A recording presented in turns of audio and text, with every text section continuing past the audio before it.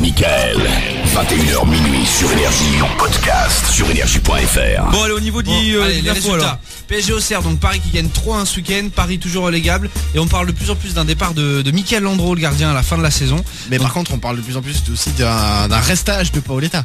Non, on n'en parle pas beaucoup. Ah bon, moi, apparemment, il paraît qu'il reste encore un an de plus. Ça serait une très bonne nouvelle. Ouais. Paris qui parce que recherche. sinon il va falloir trouver un attaquant. Mais tu l'as vu ce week-end, on aurait dit l'entraîneur du PSG sur la fin de Ouais, match. j'ai vu, c'était assez. Il a marqué en même temps. Bon, il pouvait se permettre cette fois.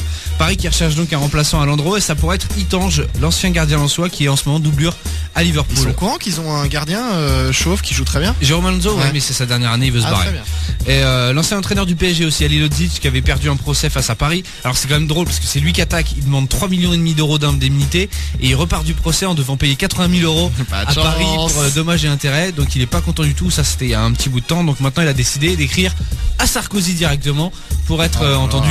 Je pense que Sarkozy, étant fan du PSG, va se dire 3,5 millions d'euros à Paris, on en a besoin en ce moment. Donc je pense pas qu'il va forcément aider Ali Lodzic. Lille qui a battu Toulouse 3-2, Lyon-Caen 2 partout, c'était la surprise du week-end avec une rumeur hallucinante là aussi. C'est Lyon et Marseille qui sont en train de s'entendre pour un échange entre Nasri et Ben Arfa. Donc Ben Arfa irait à l'OM et Nasri irait à Lyon. Moi Ben Arfa à l'OM peut-être, mais Nasri à Lyon. Ouais, parce qu'il y avait quelques tensions entre Ben Arfa et les dirigeants, non?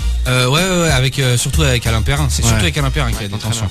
Le Mans qui a gagné contre Lens 3-2, Sochaux-Lorient 1 partout, Bordeaux-Nice 0-0, et Bordeaux, comme je disais, que officiellement en Ligue des Champions, ils sont qualifiés, ça y est, donc bravo aux Bordelais. Saint-Etienne qui a gagné 1-0 contre Metz, et Rennes qui a gagné 3-0 contre Strasbourg. Sinon Valenciennes-Nancy, c'est le match important pour les Marseillais, 1 partout, ce qui a permis d'un autre côté à Marseille de prendre la 3e place, puisqu'ils ont gagné 3-2 contre Monaco. C'est d'ailleurs un super match. Et si vous voulez aller voir, puisque Mandanda a un nouveau site internet, donc c'est stevemandanda.net. D'accord, voilà, très bien. Et sinon, ça c'est une info qui vient du Pérou. Alors c'était un match qui était arbitré par une femme arbitre. Ouais, il y en avait une au Brésil aussi, mais sauf qu'elle a été renvoyée de la fédération parce qu'elle a posé à poil. Elle a posé nu, ouais. Ah, parce que pourquoi c'est pas une Miss France, ça va. C'est vrai, on est d'accord avec toi. Je peux te dire que tous les joueurs étaient contre cette décision de la Ah bah oui. Donc la meuf au Pérou expulse un joueur. Un journaliste qui avait pas vu l'action demande au joueur qui a été exclu pourquoi il a été exclu, et le gars répond: c'est une pute. Il faudrait demander à cette grosse pute. Oh là là. À mon avis on lui a pas mis un bon coup de bite ce matin. Quelle violence. Il a dit ça à la télé et tout. Les femmes arbitres dans le football, Voilà. c'est pas pour tout de Et suite. attends, il a rajouté quand même quelque chose, puisque ça ne suffisait pas. Je ne vois pas pourquoi il y a des femmes arbitres. C'est comme le foot féminin, c'est ni du football ni féminin. Oh là là. C'est vrai, c'est drôle, c'est vrai.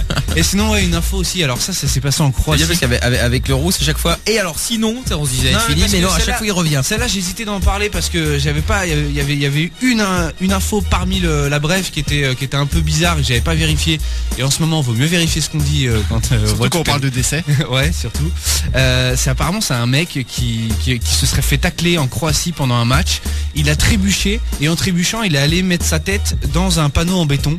Panneau publicitaire au bord du terrain. Et le mec est mort. C'est véridique. Ah merde. Je les ai vus les images il y a environ 2 semaines. Franchement, ça fout les boules quoi. Quelle idée d'aller foutre des panneaux en béton au bord d'un terrain de foot. Le mec a été tout de suite transféré à l'hôpital et il a pas réussi à. Ah putain, chaud ça. Ah ça c'est chaud effectivement.